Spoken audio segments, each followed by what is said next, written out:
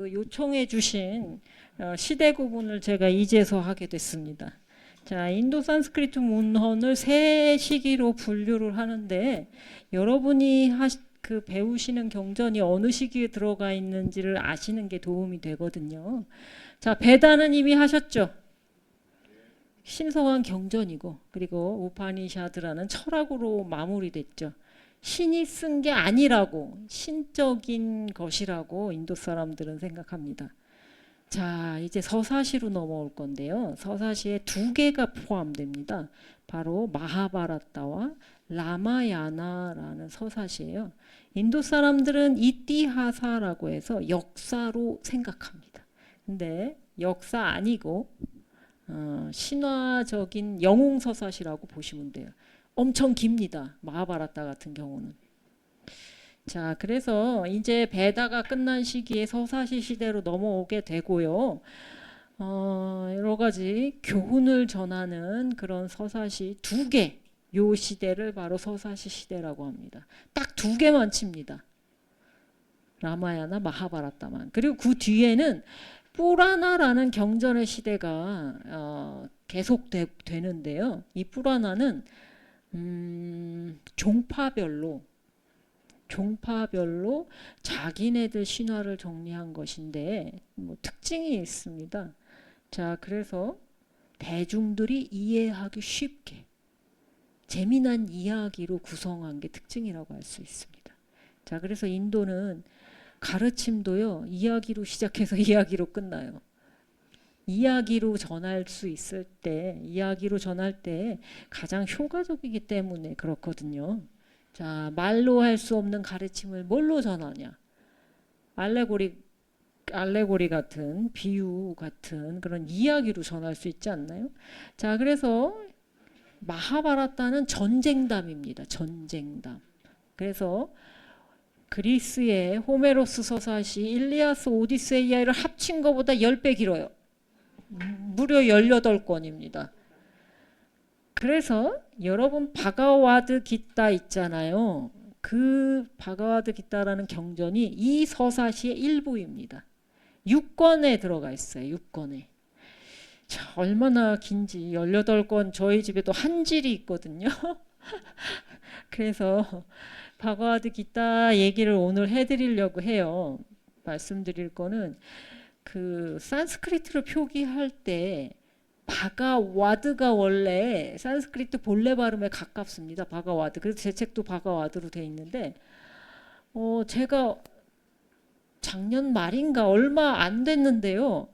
AI가 나왔잖아요. 본격적으로 사람들이 사용하기 시작했잖아요.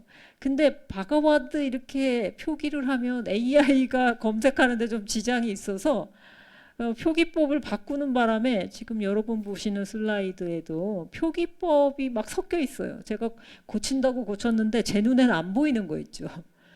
저는 바가와드를 더 맞다고 원래 발음이 바가와드예요. V라고 영어로 표시하는데 그게 워 발음이 납니다. 근데 그거는 제가 표기했던 방법이고 지금은 표기법이 저도 바꾸기는 했는데 V다 보니까 바가바드라고 써야 한글로는 검색이 되는 거예요. 발음도 다른데. 그래서 박형숙 선생하고 저는 와드 됐기 때문에 와드로 나오는 경우도 있어요. 근데 문제는 바가와드 기타같이 유명한 건 그렇다 쳐요. 근데 여기 나오는 수많은 사람 이름이 다 위슈아 미트라라고 해야 될지 비슈아 V 발음 표기 때문에 그래서 제가 섞여 있더라도 여러분 개떡같이 얘기해도 철떡같이 찰떡같이 알아들으시면 됩니다. 찰떡같이. 네. 예, 샤쿤 달라요. 어렵죠. 예. 아니요, 그거는 작가가 있는 독립피곡입니다. 그래서 인도의 셰익스피어라는 깔리다사가 쓴 작품이 되겠습니다. 근데 이거는 이제 아까 말씀드린 그건 누가 썼는지 모르는 작품들이죠. 바가와드 기타가 들어가 있는 마하바라타 얘기를 알아야만이 바가와드 기타를 이해하실 수 있고 바가와드 기타가 재밌습니다. 아니지, 바가와드 기타가 재미가 없어도 마하바라타는 재미가 있습니다. 자, 그래서 마하바라타 이거 표기 검색이 안 되는 거예요, 검색이. 그래가지고 저는 표기법을 또 바꿨는데 바가와드라고 그랬다가 바가바드라고 그랬다가 섞여 있어도 이해하세요. 제 발음도 리그라고 적혀 있지만 르기라고 발음하잖아요. 저는 원래 산스크리트 발음이 그러니까. 자, 그래서 이 힌두교 백과사전입니다. 국내에 18권 중에 6권까지 번역이 되어 있습니다. 역시나 박경수 선생님께서 번역하셨는데 이게 출판사 사정으로 못 나오고 있는 건지 기다리고 있는데도 안 나오네요. 자, 그래서 바가와드 기타가 6장에 들어가 있고요. 얘기 전 이야기가 많은데 간단하게 말씀을 드리면 와수라고도 하고 바수라고도 하는 8명의 신이 있어요. 얘네들은 8명이 꼭 몰려다니기 때문에 무리신입니다. 자, 근데 유명한 성자 와시슈타 성자의 집에 갔는데 거기에 소가 있는 거예요. 암소 한 마리가. 이 암소는 신들의 어머니라고 불리는 까마데누라고 하는데 이 신이 신성한 소라서 원하는 건 뭐든지 다 내주는 소예요.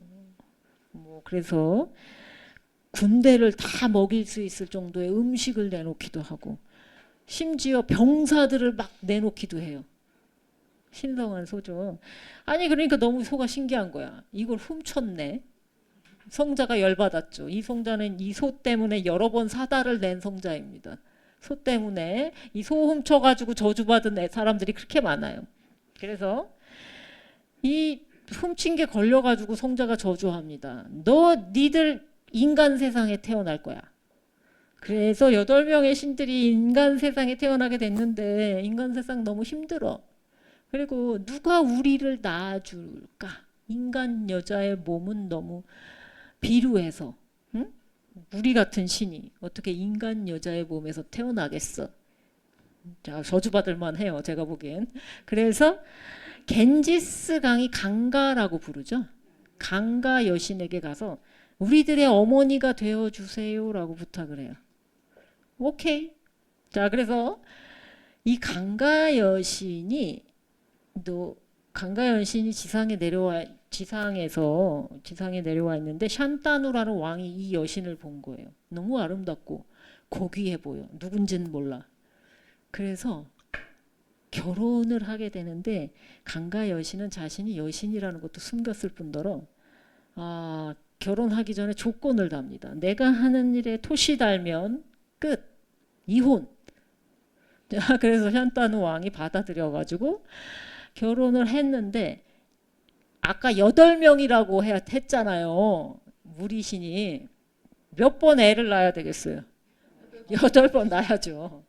애를 낳을 때마다 족족 겐지스 강에 빠뜨려서 죽이네? 왜 죽였을까요? 빨리 하늘나라 보내줘야 이 고통스러운 인간 세상에서 고생을 안 할 거 아니에요. 그래서 태어나자마자 저렇게 강물에 빠뜨려 죽이는 거예요. 자, 7명 죽였어. 이제 소를 훔친 8명 중에 소를 직접 훔친 당사자가 마지막으로 태어났어요. 근데 이 왕이 7번까지는 참았는데 인도 가부장 사회에서 아들이 얼마나 귀한데요. 아들이 제사를 지내주지 않으면 지옥에 간다라고 아직도 믿는다니까요. 자, 그래서 8번째 아들을 이렇게 빠뜨려 죽이려고 하니까 왕이 드디어 쫓아와가지고 자기 아내를 붙잡았죠. 그랬더니 내 말에 토시 달았어. 드디어. 아들을 안겨주고 떠납니다. 그러면 막내는 살았잖아요. 그러니까 8명 신 중에 재수없이 막내만 인간의 일생을 다 살게 된 거예요. 물론 소음 치는데 제일 중요한 역할을 했으니까 좀 더 오래 사는 게 당연한가요? 그래서 여신이 떠나버립니다. 그러면 홀로 남은 샨따누 왕은 어떻게 했을까요? 수절했을까요? 왕이? 근데 이미 왕자가 있잖아요. 왕위를 이어받을. 그 왕자의 이름은 비슈마라고 합니다. 제가 인도 영웅 중에 제일 애정하는 사람입니다. 자, 비슈마라는 아들이 있는 샨따누 왕은 혼자 살지 않았어요. 자, 근데 어떤 처녀한테 빠지냐면 샤띠아 바띠 혹은 샤띠아 와띠라는 뱃사공 처녀가 있었어. 그 뱃사공 처녀도 태어난 내력이 특이해요. 그 어느 날 요정이 있었는데 요정이 물고기로 저주를 받아서 인도 신화는 저주 빼놓고 아무것도 안 된다고 말씀드렸죠? 저주를 받아가지고 물고기로 벌을 받고 있었어. 근데 어느 날 어느 왕이 사냥을 나왔다가 사냥인가? 뭐 하여간 밖에 나왔는데 인도에서는요 아무리 가부장 사회라도 여건이 뒷받침되는 게 있습니다. 예를 들어 부인이 가임기인데 남편이 잠자리를 안 한다. 그러면 신성한 의무를 저버리는 게 돼요. 근데 남편이 밖에 나와 있으니까 자기 아내한테 정액을 보낸 거야. 남사스러우신가요? 새해를 통해 우리 아내에게 전해줘. 우리 아내가 가임기야. 그러니까 신화적인 표현이라고 생각하시면 돼요. 밖에 나와 있으니까 미안해 정도 편지 썼을라나? 자, 근데 이 정액을 물고 가던 새가 떨어뜨려요. 그래서 그걸 홀랑 누가 집어먹었을까요? 물고기가 집어먹어서 쌍둥이를 잉태합니다. 자, 그래서 쌍둥이를 잉태한 물고기가 어부에게 잡혀요. 배를 가르니까 쌍둥이가 나오네. 남자아이, 여자아이 이렇게 쌍둥이가 나옵니다. 자, 그래서 왕에게 이런 신기한 일이 있었어요 하고 데려가니까 가부장사회에서 왕은 여자아이는 받아들이지 않고 남자아이만 키웁니다. 그럼 여자아이는요? 어부가 키웠어요. 수양딸 삼아서. 그래서 뱃사공 처녀가 된 겁니다. 문제는 얘가 물고기 뱃속에서 나와서 몸에서 비린내가 났다는 거예요. 자, 그래서 근데 인도 여성은 대단히 섹시한 여성이 많아가지고 자, 그래서 이 배를 젓는 뱃사공 처녀가 됐는데 여기 보이시죠? 뱃사공 처녀. 뱃사공 처녀가 됐는데 어느 날 성자가 봅니다. 자, 성자가 나오면 또 뭐가 예상되시나요? 저주도 중요하지만 꼬시는 것부터. 자, 순박한 처녀요. 나와 함께 눕자꾸나. 이거 너무 노골적인가? 솔직한 게 매력이에요, 성자가. 성자들은 다 이렇게 노골적이야. 자기 마음을 안 숨겨. 그래서 내게 소원을 말하면 이루지 못할 일이 없노라. 이것도 딜이네요. 나랑 같이 자면은 소원 들어줄게. 이렇게 거래를 제안한 거예요. 사티아와띠가 생각한 거예요. 이렇게 보는 사람이 많은데 어떡해요. 그러니까 성자가 안개를 쫙 풀어서 가려줍니다. 자, 그래서 사티아와띠가 생각하니까 자기 몸의 생선 비린내를 없애야 되겠거든. 그래서 성자한테 소원을 빌어주고 동침해서 낳은 아들이 있어요. 비야사 성자라고 하는데 비야사라고 하는데 바로 마하바라타를 지었다라고 하는 전설의 성자를 몰래 낳아요. 처녀가 애를 몰래 낳아서 섬에서 이 성자는 낳자마자 자기가 알아서 큽니다. 자, 엄마 곤란하게 하지 않아요. 자, 그런데 이제 몸에서 생선 비린내가 안 나는 것은 물론 아주 향기로운 냄새가 나게 해줘요, 성자가. 그래서 산타노 왕은 그 향기를 맡고 이거 무슨 냄새지 하고 따라가서 누구를 만나나요? 이 뱃사공 처녀를 만나게 된 겁니다. 자, 그래서 보시면 그 인도 옛날 여성들은 속옷 안 입었어요, 위에. 이따가 인도 여성의 복식을 보여드릴 건데 샨타누 왕이 사랑에 빠졌어요. 근데 양아버지 있잖아요. 양아버지가 내 딸의 그러니까 후손 내 딸이 낳은 아들에게 왕위를 물려주지 않으면 결혼 못 시킨다라고 버틴 거예요. 자, 근데 아까 8명 중에 살아남은 막내 있었잖아요. 비슈마. 그 인도에서는 장자 상속제입니다. 철저히. 장자가 있는데 지금 후처가 낳은 아들이 왕이 될 수 있나요? 안 되죠. 그래서 왕이 고뇌에 빠진 거예요. 상사병이 걸려요. 자, 상사병이 걸렸는데 아버지가 알아놓으니까 연유를 알아봅니다. 우리 아버지가 왜 편찮으시지? 그러면서. 그러니까 알고 본즉 아버지가 상사병이네. 그 아들이 신 출신이잖아요. 그래서 이 아들이 사띠아와띠 뱃사공 처녀, 그러니까 자기 계모가 될 그 집에 찾아가서 내가 왕위를 포기하겠소. 후손을 보지 않기 위해 금욕도 하겠소. 그러니까 내 아버지랑 결혼해 주시오라고 해서 맹세까지 했어요. 인도에서 맹세는 굉장히 중요한 거거든요.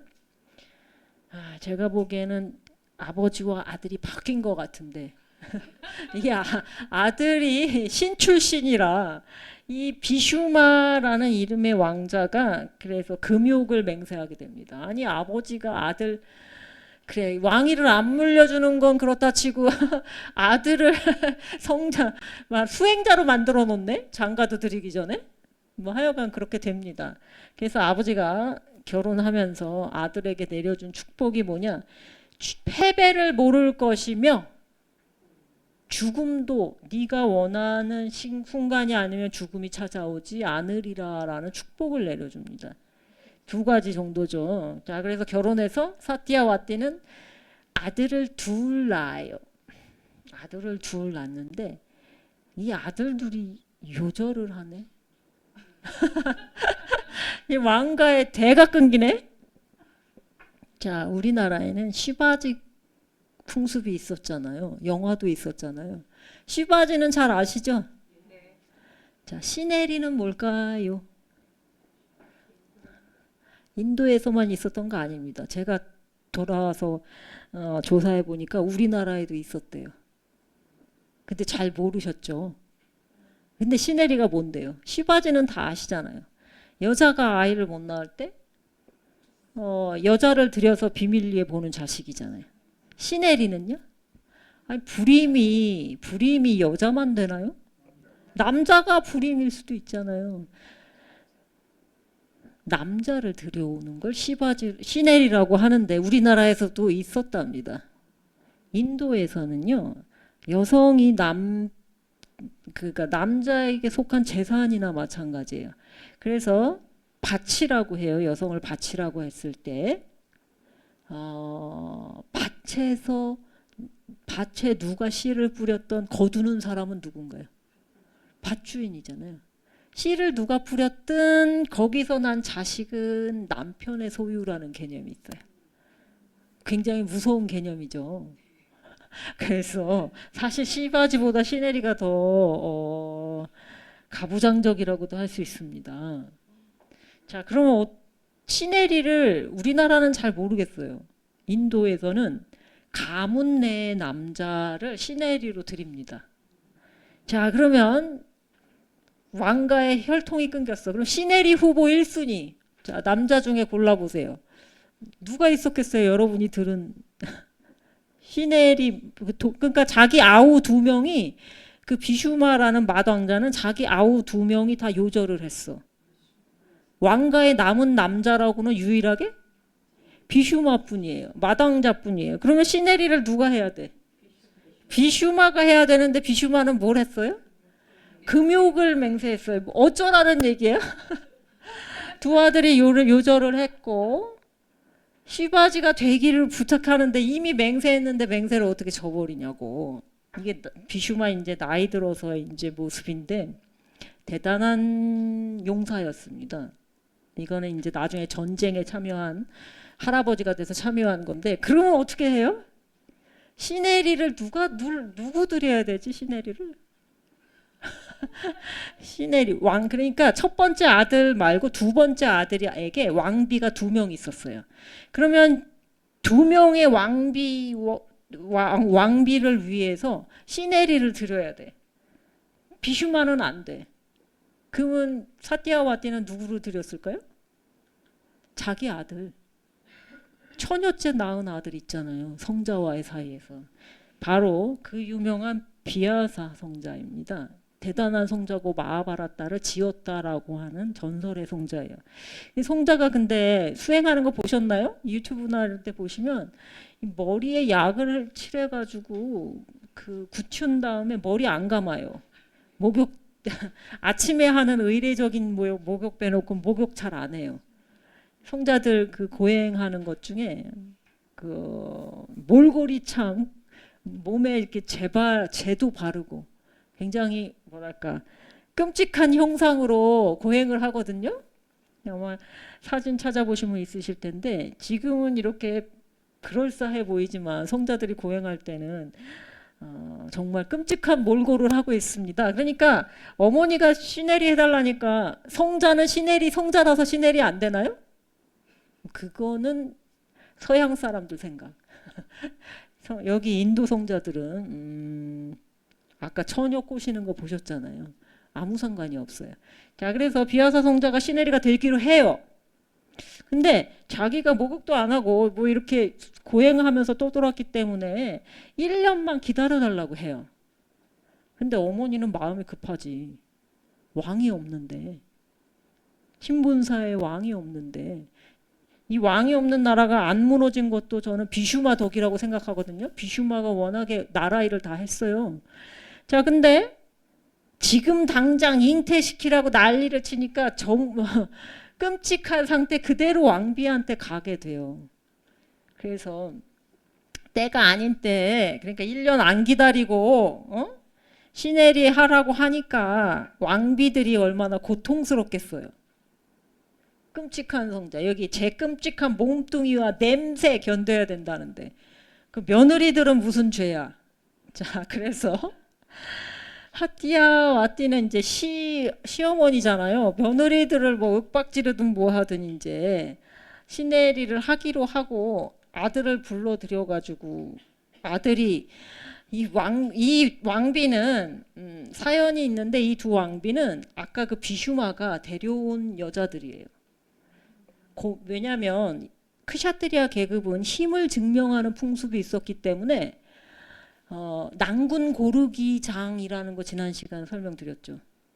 그러니까 공주가 결혼을 할 때 자기 무용을 자랑해가지고 공주를 트로피처럼 얻는다라고 말씀드렸죠.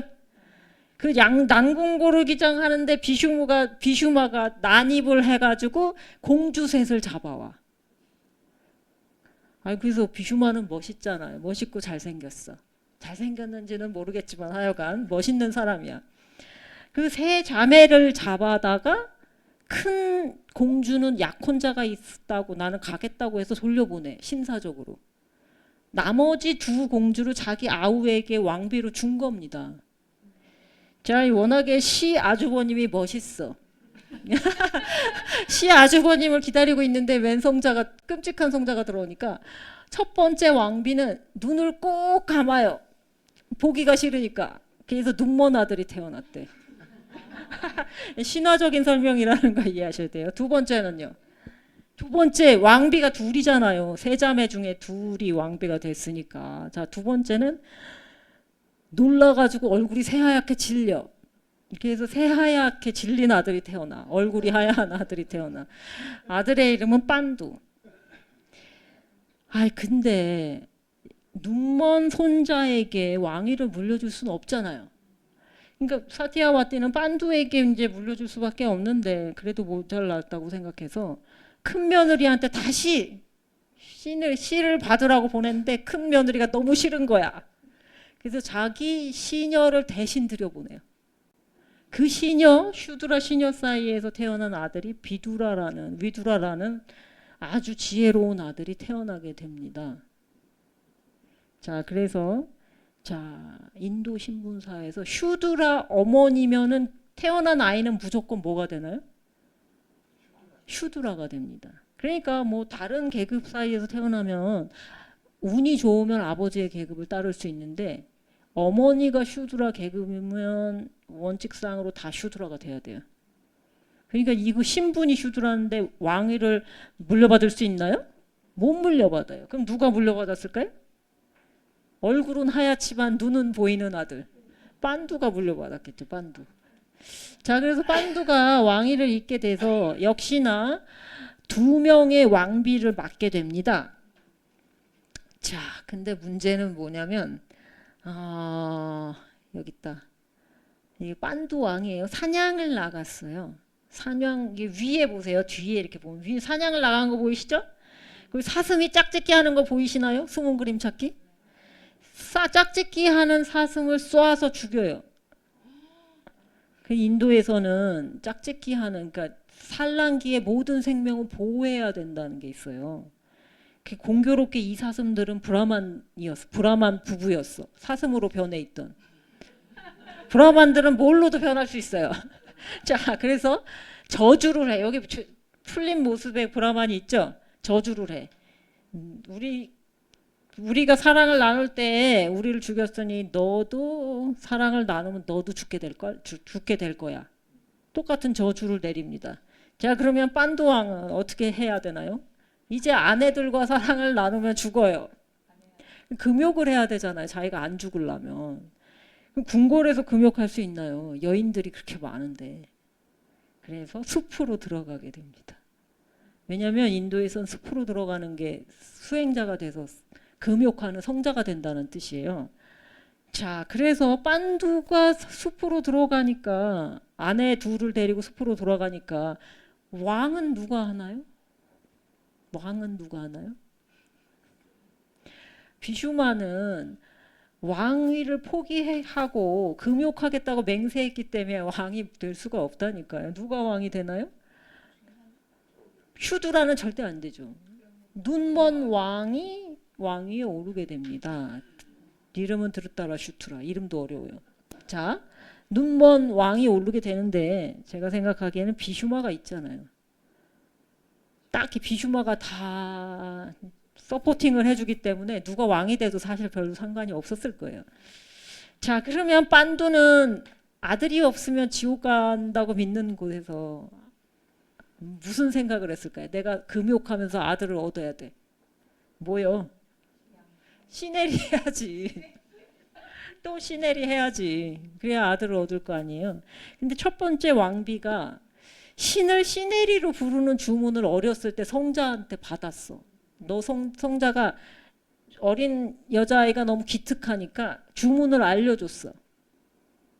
그래가지고 이 신을 시내리로 부르는 주문을 써서 세 아들을 낳게 돼요. 첫 번째 유디슈트라라는 아들은 정의의 신을 시내리로 부릅니다. 그래서 정의의 신의 아들인 유디슈트라가 태어나는데 정의의 신이니까 어떻겠어요? 애가 거짓말도 안 하고 굉장히 바르고 올바른 아들이 태어납니다. 두 번째는 뭐냐? 바람의 신을 시내리로 불러. 근데 인도에서 바람의 신은요. 그때 여러분께 알려드렸던 손오공의 원조도 바람신의 아들이거든요. 심의 장사예요. 천하장사. 그래서 비마라는 천하장사 아들이 역시나 태어납니다. 그럼 세 번째 시내리로 부른 건 인드라를 불렀네. 제석천을 불렀네. 신들의 왕. 그래서 아르주나라는 명궁 아들이 태어나게 됩니다. 활을 너무 잘 써요.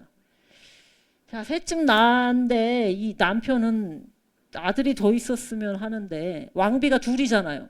첫 번째 왕비에서 세 아들을 보고 두 번째 왕비한테 큰 왕비가 주문을 알려줘. 이 주문하면 신이 내려온다.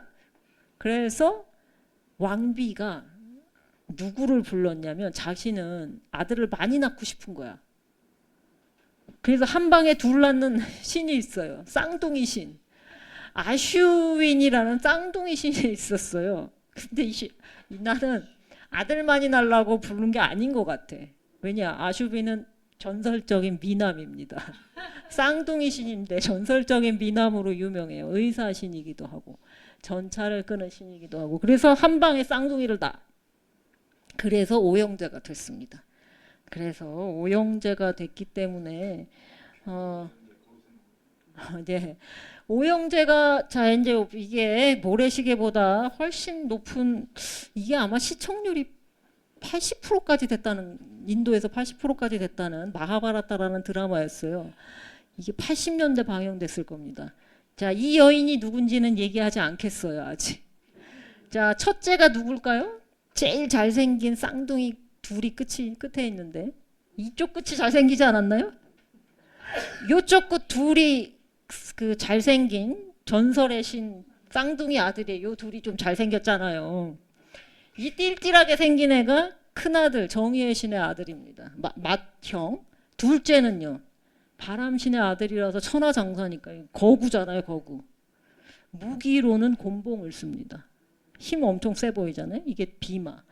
자, 세 번째 아들이 제일 중요한데 아르주나는 명궁이었기 때문에 활을 들고 있죠. 그죠? 자, 그래서 이 오형제를 빤두가 보게 돼요. 그래서 행복하게 잘 살았을까요? 빤두는? 그 금욕을 너무 오래 했나 보지. 봄날의 춘정을 이기지 못하고 둘째 아내랑 사랑을 나누는 바람에 죽었어요. 말하자면 복상사했습니다. 안타깝지만. 자, 그래서 사슴의 저주 때문에 빤두가 죽어요. 자, 이미 왕은 누군가요? 그 장님 아들이었던 드리타라슈트라가 이미 왕으로 왕이 된 상태입니다. 그러면 그 눈먼 왕은 간달이라는 왕비를 맞아가지고 자식을 몇 뒀을까요? 그러면 여자 몇 명, 왕비 몇 명이 나눠서 나왔을까요? 그거 아니고요. 한 명이 나왔는데 그럼 1년에 한 번씩 나와도 100년 걸리는데 그거 아니고 처음에 낳은 게 고깃덩이 같은 거였어. 그걸 100개로 나눠서 항아리에 채웁니다. 성자가 시킨 대로. 근데 밀봉해놨다가 어느 시기가 지나니까 항아리마다 아들이 나와요. 그래서 100명이 됐습니다. 자, 그게 백형제예요. 자, 여기 이름은 다 아셔야 되지만 위에 3명 이름은 아셔야 되지만 위 쌍둥이는 별로 안 중요하니까 여기는 마디만 아시면 됩니다. 두료다나가 마디예요. 자, 그러면 왕위 계승의 정통성은 백형제에게 있을까요? 오형제에게 있을까요? 응? 누가 정통이에요? 백형제, 아니 둘 다 뭐 아직도 싸우고 있으니까 정답 없어요. 나는 백형제가 정통파라고 생각한다. 백형제. 적네요. 자, 오형제. 아무것도 아니신 게 맞나요? 어느 쪽인지 모르겠다? 그죠.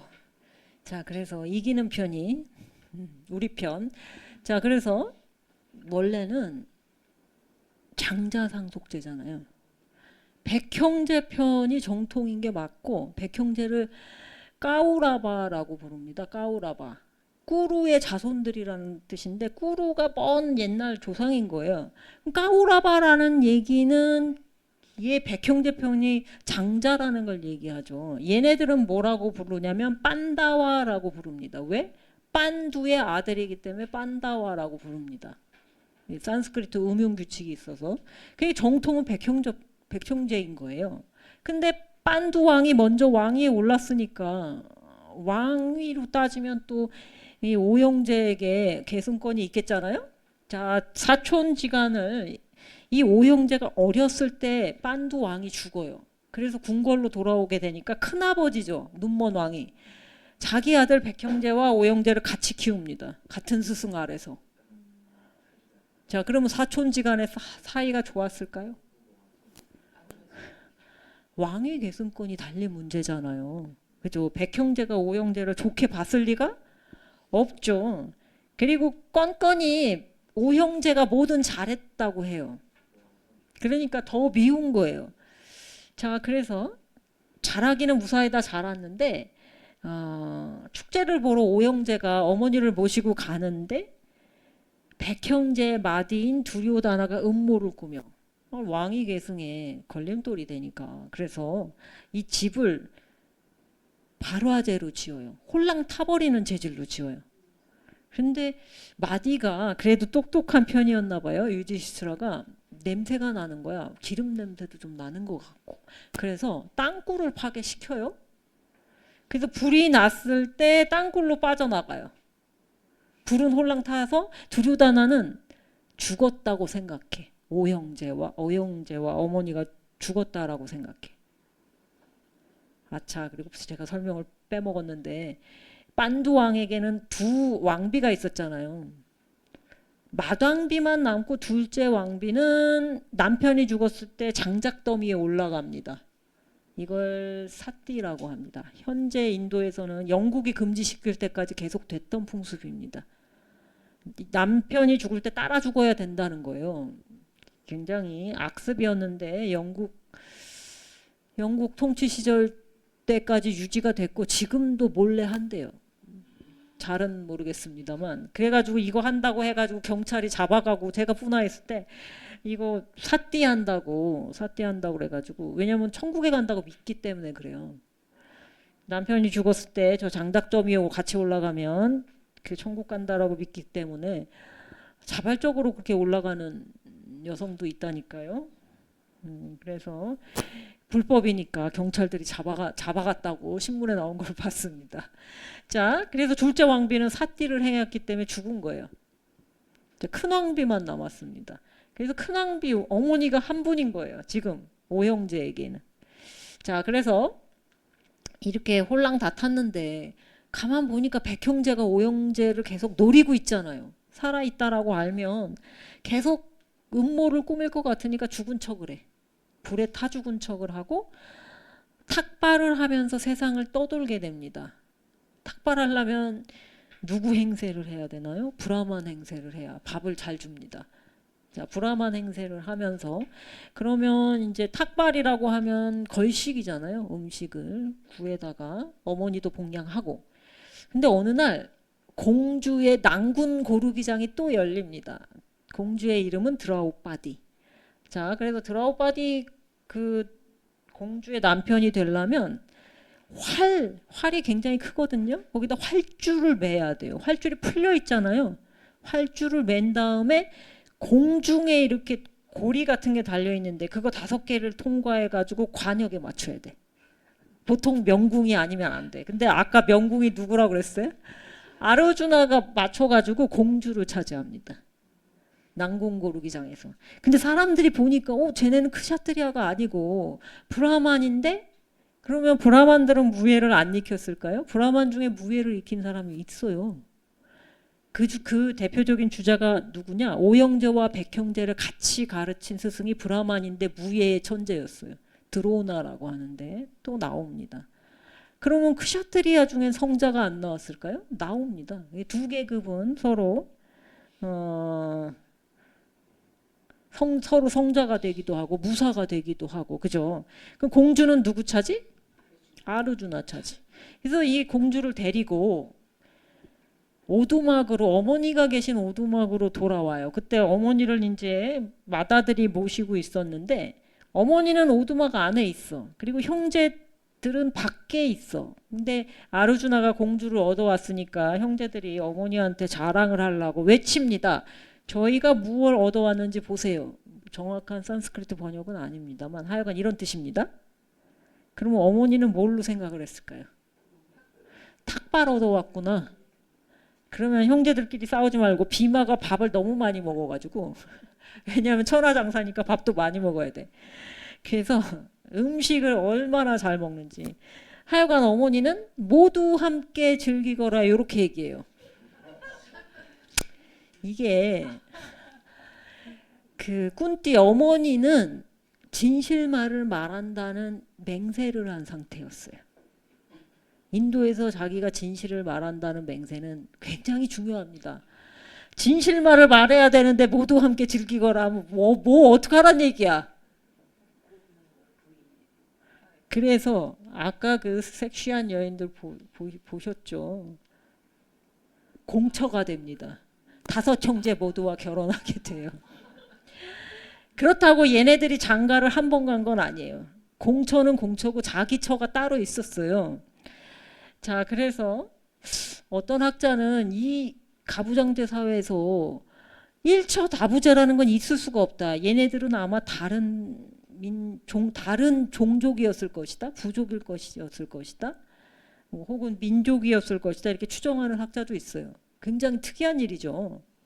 욕먹은 얘기가 마하바라타에도 나옵니다. 이 공주의 아버지가 발끈했어. 아니 아르주나한테 딸을 줬더니 남편이 5이 말이 돼? 그 열받아서 막 화내고 그러거든요. 어쨌든 5명의 아내가 됩니다. 자, 그래서 요렇게 드라우바디와랑 오형제랑 다 결혼한 상태에서 그 난궁 고르기 장에서 오형제의 정체가 거의 반은 탄로난 상태야. 그래서 궁궐로 무사히 돌아와요. 그러면 큰아버지, 오형제의 큰아버지이자 백형제의 아버지인 이 눈먼 왕은 어떻게 했을까요? 자기 아들하고 자기 조카들하고 계속 싸우잖아요. 왕권 때문에. 어떻게 했을까요? 왕국을 반으로 뚝 잘라. 반반씩 나눠줘요. 현명한 왕이죠. 자, 그런데 오형제는 엄청나게 왕국을 잘 가꿔요. 물론 장자상속제니까 맏아들이 유디슈트라가 왕이 됩니다. 근데 뭐 셋째가 이름이 다난자야라고도 부르기도 하는데 다른 나라를 정복해서 어마어마한 부를 끌어와. 하여간 너무 잘 나가는 거야. 그래서 궁궐도 화려하게 짓고 초대를 했는데 두려다나가 백형제 마디 이름이 두려다나잖아요. 질투에 휩싸여. 너무 잘 나가니까. 그래서 무슨 짓을 했을까요? 인도 왕이 망하는 1순위. 도박. 자, 도박으로 망한 왕 많아요. 아니 도박 안 하면 되지 않냐? 크샤트리아는 도전을 거부하면 크샤트리아 자격이 없다라고 생각해요. 자, 그래서 이 도박이 공식적인 거의 공식적인 기술이라고 해야 될까? 이 주사위 계산을 엄청 잘해야 돼요. 고도의 기술입니다. 암산, 계산, 수에 밝아야 도박을 할 수가 있어요. 도박하는 법을 제가 배웠는데 왜냐면 이게 왕이 망한다 하면 다 도박으로 망하니까 도대체 무슨 도박을 했는지 제가 알아보려고. 자, 근데 기본적으로 주사위를 써가지고 유디슈트라가 도박을 하는데 다 잃어요. 왕국도 잃고 재산도 잃고. 그럼 판돈으로 뭘 걸어요? 형제들을 걸어. 맏형이니까 동생들을 걸어. 또 자기도 이제 노예 신사가 되고. 누구를 걸었을까요? 아니 왕비도 걸은 거예요. 드라우바디. 그래가지고 드라우바디 왕비가 도박에서 지니까 노예로 끌려 나와가지고 어떤 수모를 당하냐면 저 치맛자락 보이시나요? 치맛자락. 인도에서 옷을 어떻게 입는지 아시나요? 사리라고 하는 옷을 기본적으로 남자가 입는 옷이나 여자가 입는 옷이나 직사각형의 바느질을 하면 부정탄 걸로 봅니다. 자, 그래서 이게 어떻게 되는 건지 옷을 제가 입어 보일게요.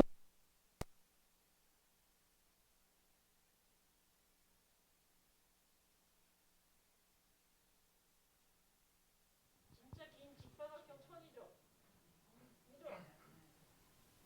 그러면 이 끝을 안에 속치마를 입어야 돼요. 기본적으로. 왜냐 얘를 이렇게 집어 넣어야 되거든요. 이렇게 집어넣고 돌려 한 바퀴를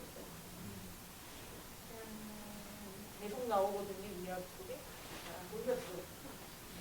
한 바퀴 더 돌리고 이게 옷감이 길면 길수록 고급이겠죠. 잘 모르겠는데 이게 입는 방법이 지역마다 달라서 뭐 한 200가지 정도 된다고 해요. 근데 가장 표준적인 방법으로 제가 입어볼게요. 이거 우리 순이따 아줌마, 제 인도에서 저를 돌봐주시던 순이따 아줌마가 입혀주지 않으면 도저히 입을 수가 없을 만큼 이걸 이렇게 집어넣어야 돼요. 자, 인도에서는 뱃살이 필수. 아니 이게 다 이걸 이렇게 집어넣는데 없던 배도 나오죠. 그래서 얘를 이렇게 올려요. 그리고 평소에 이러고 다니면 얼마나 불편하겠어요. 그래서 여기다 핀을 하나 꽂고 여기다 또 핀을 하나 꽂거든요. 안에는 이렇게 요즘에는 이렇게 블라우스를 입는데 원래는 아까 사티아와티처럼 아무것도 안 입는다고 합니다. 그래서 우아하게 이해하시겠죠? 네. 그러면 이 여자의 옷을 벗기려면 어떻게 하면 되겠어요? 이것만 잡아내는 것 같아요. 이렇게. 자, 그러면 이제 속치마까지 이제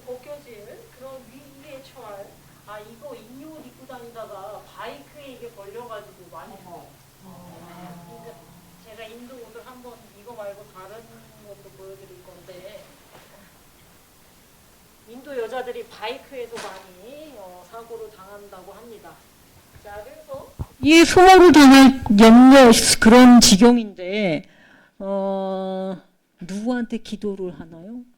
저 구름 속에 나타난 저 파란, 인도에서는 신성한 존재를 파란색으로 표현을 하죠.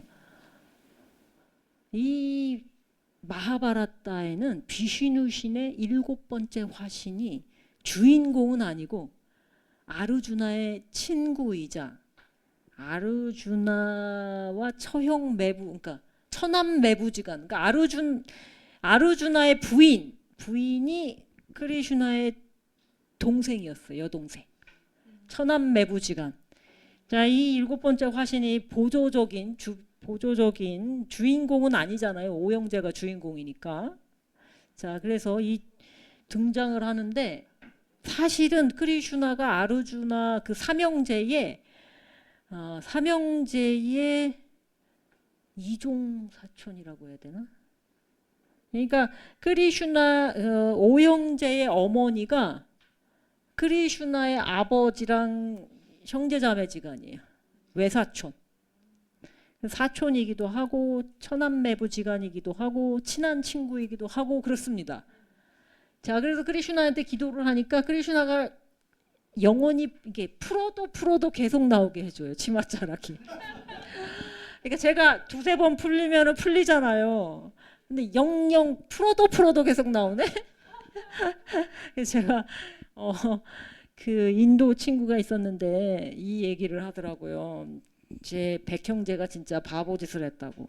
치맛자락 이렇게 들어보면 될 거 가지고 왜 그렇게 열심히 풀었냐고 그런 얘기 하던데. 하여간 그래서 드라우파디 왕비는 적통 왕비 아닌가요? 인도에서 적통 왕비 굉장히 중요합니다. 눈물로 호소를 해. 옆에 비슈마 보이시나요? 여기는 아마 눈먼 왕일 거고 이게 아마 비슈마일 텐데 어른 이제 스승들과 어른들한테 눈물로 호소를 해. 도박은 불법입니다. 그래서 다 돌려주게 해. 어르신들한테 호소를 해가지고. 그래가지고 유디슈트라 멍청한 그 남편 둔 덕분에 다 홀랑 잃을 뻔했는데 다 돌려주게 해가지고 이제 다행이다 하고 돌아가면 되잖아요. 돌아갔을까요? 돌아가는 오형제를 또 잡아요. 딱 한 판만 하자. 그래서 이번에는 재산이 아니고 13년 동안 유배를 보내는 내용이에요. 12년 동안은 숲에서 살고 마지막 1년은 조건이 붙어 있어. 어떤 조건인가요? 다른 사람 사이에서 숨어 지내야 되는데 만약에 정체가 들통나면 다시 13년 사는 걸로. 그럼 계속 들키면 계속 13년 주기로 계속 숲에서 살아야 되는 거예요. 자, 그래서 들키지 않고 마지막 1년만 보내면. 자, 그래서 딱 한 판만 하자는 걸 크샤트리아가 도전을 거부하면 안 된다라는 건 제가 보기엔 핑계 같아요. 그죠? 자, 그만큼 유디시트라가 도박의 광기에 휩싸였다고 하는데 그래서 집니다. 그러면 어떻게 되나요? 드라우파디 불쌍해요. 숲까지 같이 가서 오형제와 이 공처 6명은 숲으로 들어가서 12년을 삽니다. 그럼 마지막 1년 동안은요? 마지막 1년 동안은 몰래 숨어 살아야 되니까 어떤 비라타 왕이라는 왕궁에 숨어들어요. 왕궁에 들키지 않고 숨어들어야 되려면 위장을 잘해야 돼. 맏아들인 유디슈트라는 도박 한 자락 해봤다고 도박 선생이 돼요. 왕이 도박을 할 줄 안다는 게 우리 생각의 도박이지만 인도에서는 그렇지는 않았나 봅니다. 이게 그리고 고도의 셈법을 요구를 하기 때문에. 자, 둘째는 먹는 걸 너무 좋아해서 요리사가 됩니다. 셋째는 그 당시에 저주를 받아가지고 고자가 되거든요. 한시적 저주였어요. 한 1년 동안 고자가 되는 저주를 받았어요. 그래가지고 거세된 상태였기 때문에 공주들에게 춤을 가르치는 걸로 춤 선생으로 들어가요. 그리고 쌍둥이는 말몰이꾼, 소몰이꾼이 됩니다. 그래가지고 오형제가 숨어 사는 동안에 왕비는요, 그쪽 왕비의 시녀로 들어가요. 그래가지고 여기서도 사건이 많이 이 드라우바디의 왕비의 미모를 탐내가지고 왕비의 오라비가 드라우바디를 노려가지고 남편들한테 저놈이 나 건드리려고 해라고 일러 바쳤을 때 이 5명 중에 누가 해결을 해줬을 것 같은가요? 물론 아르주나가 처음에 드라우바디의 난궁 고르기장에서 그 드라우바디를 얻었기 때문에 사실 드라우바디는 아르주나를 제일 사랑했어요. 자, 근데 괘씸한 놈 죽여주는 건 누가 했을 것 같은가요? 한번 맞춰보세요. 비마가 그냥 가뿐하게 죽여줍니다. 그래서 재미난 얘기가, 왜냐하면 아르주나는 막 핑계를 대면서 안 죽이려고 그래. 왜냐하면 사건이 터지면 왜냐하면 왕비의 오라비면은 대단한 권력자였거든요. 군권을 쥐고 있었는데 일이 커질 것 같으니까. 근데 비마는 앞뒤 안 가리고 죽여줘. 그래서 자, 남편이 다섯이나 되지만 쓸모 있는 건 하나뿐인가 봅니다. 자, 그래서 유배를 1년을 무사히 지냈을까요? 안 들켰을까요? 1년이라고 하면 오늘 9월 11일이죠. 12일인가? 자, 오늘부터 9월 12일부터 1년이 지나는 날은 내년 9월 며칠일까요? 11일이에요? 12일이에요? 11일파와 12일파가 갈립니다. 그래서 오형제는 뭐라고 주장할까요? 11일. 그래서 12일 날 전쟁에 나가가지고 싹 다, 응? 그 백형제군을 휘저어버려요. 그러면 백형제는 뭐라고 주장할까요? 12일, 너희는 12일에 나타났으니까 약속을 안 지킨 거지. 그렇게 주장할 수 있겠죠? 11일파와 12일파 때문에 왕국을 돌려줘야 되냐 말아야 되냐 의견이 갈려가지고 협상을 막 해요 지금. 자, 이 중에 크리슈나 골라보세요.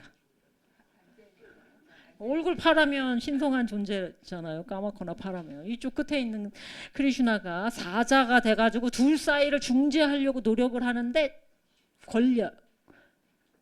그래서 왕들이 두 편으로 나뉘게 됩니다. 전쟁이 일어날 수밖에 없는 상황이 돼요. 자, 그래서 그 전쟁이 결국은 일어나게 되는데 크리슈나는 어떻게 했을까요? 누구 편을 들었을까요? 크리슈나는 아르주나의 절친이고 당연히 크리슈나는 아르주나를 아끼죠. 자, 근데 이게 애매한 게 크리슈나는 오형제와 백형제 모두 다 관련이 있단 말이죠. 그래서 이제 전쟁이 일어나는 거 확정. 그러면 크리슈나는 어떤 신분이었냐면 야다와 족의 족장이었습니다. 왕은 아니고. 자, 그래서 야다와 군세가 있잖아요. 그 군대를 얻으려고 나랑 같은 편 해주세요 하고 오형제 중에서는 아르주나가 제일 친하니까 아르주나가 파견되고 백형제 중에서는 마디인 두료다나가 찾아옵니다. 자, 근데 그때 마침 크리슈나는 낮잠을 자고 있었어요. 낮잠을 자는 방에 들어가서 기다리는데 크리슈나가 깨기를 기다리는데 머리맡에 앉은 사람, 발치에 선 사람 중에 누가 아르주나고 누가 두료다나일까요? 우리나라는 발이 천하다는 생각을 하나요? 제가 인도에서 하도 오래 살아가지고 지금은 제가 반인도 사람이라서 모르겠는데 우리나라에서도 발이 천한가요? 뭐 그렇게까지는 아닌데 인도에서는 발이 굉장히 천한 부위입니다. 그래서 제가 저희 선생님들한테 예를 다할 때는 발을 만지는 동작을 합니다. 자, 이렇게 발을 만지는 최고의 예를 표하는 방법입니다. 발을 만진다는 것은 그 발이 그만큼 천하다는 거예요. 머리는 귀한 편이고 두료다나는 머리에 있는 의자에 턱하니 앉아서 기다려. 아르주나는 공손하게 발치에 서서 기다려.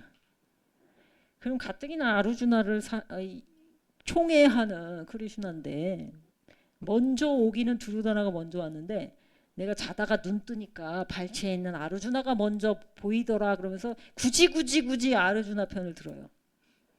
조건이 뭐냐? 나 하나를 마부로, 그러니까 나는 무기를 절대 들지 않을 테야. 하지 나 하나를 데려가든가 우리 야다와족 전체 군대를 데려가든가 양자택일이야. 그럼 여러분 어떻게 하실 건가요? 크리슈나 한 사람 근데 무기를 안 들겠다네. 전쟁에서 무기 안 들면 뭐 하나? 자, 그래서 결국 마부로 참전하게 되는데 아르주나가 먼저 고릅니다. 군대 전체냐, 크리슈나 한 명이냐. 뭘 골랐을 것 같아요? 크리슈나 하나를 고릅니다. 자, 그리고 두료다나는 신나네 그러면서 군사를 얻어갖고 돌아가요. 그 전쟁은 근데 어느 편이 이겼을까요? 아르주나 오형제 편이 이기는데 어떻게 이길 수 있었을까요? 크리슈나가 권모술수의 화신이라는 걸 기억하셔야 됩니다. 제갈공명처럼 정정당당하지도 않았고 크리슈나가 무슨 짓을 했는지 자세히 할 건데 어쨌든 전쟁이 벌어지게 됐어요. 그래서 진을 치게 되는데 한쪽에 이제 오형제군 또 한쪽에는 백형제군 쫙 있는데 아르주나를 진짜 총애하던 아까 스승 무예 스승 드로나는 어느 편에 섰을까요? 응? 오형제 아니 아르주나를 제일 총애를 하는 무예 스승이 드로나가 있었어요. 어느 편에 섰을까요? 아르주나를 총애하니까 아르주나 오형제 편?